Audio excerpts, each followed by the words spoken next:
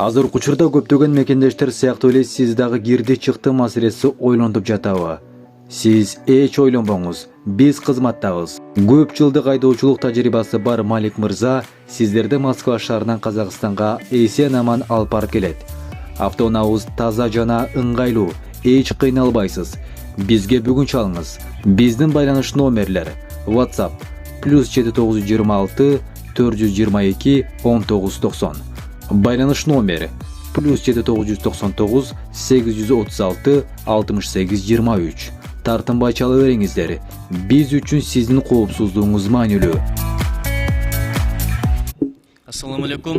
Иман Нур Кадырбеков. Урматтуу төрага, мен өткөндө Сахарова маселесин көтөргөн болчумун.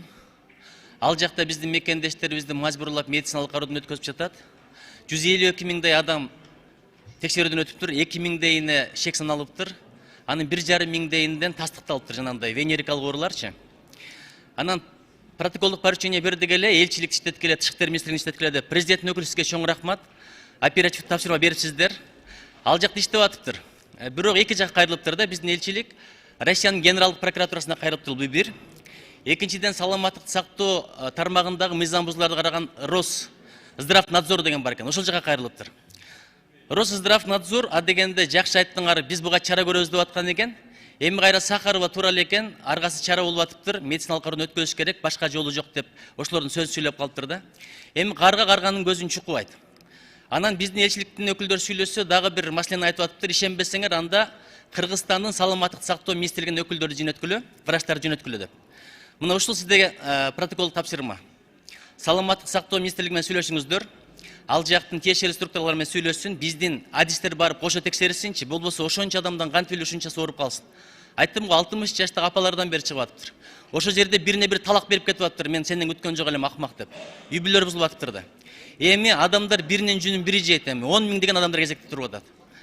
Тигил жака барып, бир жерде гана дарыланат экен, ошол жердеги кезекти дагы айтпай эле коеюн. Жумуштан уруксат сурап, пробкалардан өтүп дегендей. Ушу маселе. Анан Россиянын Государственный Думасынын депутаттары менен жолугуштук, бул маселени да көтөрдүк. Экинчиси, мына регистрация маселесин көтөрсөк, жакшы кабарды айтып атышат. Чет өлкөлүк жарандарды каттоодон өткөзгөндү жөнөкөйлөштүрүү боюнча мыйзамга өзгөртүү киргизип атыптыр 20-22 беренеге. Ошол мыйзам өтүп кала турган болсо, Кудай буюрса, биздин жарандар личный кабинет менен компьютер аркылуу, интернет аркылуу гана өздөрү турган жери тууралуу маалымат бере алат экен миграциялык кызматтарга. Азыркыдай кезекке туруп кыйналбастанчы. Сурандык, ошону бир эртелетип берсеңиздер деп. Январда экинчи окуусу болот деди комитеттин деңгээлинде. Анан урматтуу төрага, балким сиздин атыңыздан да кат жолдоп койсок аябай жакшы болот. Биз ал жакка барып жеке мамилелерди куруп келдик, фракциянын өкүлдөрү менен жолугушуп келдик. Калашников мырза менен жолуктук. Сиздерге чоң саламдары бар. Анан колдон келген жардамдын баардыгын кылабыз, сиздетип беренге аракет кылабыз деди. Чоң рахмат. Рахмат.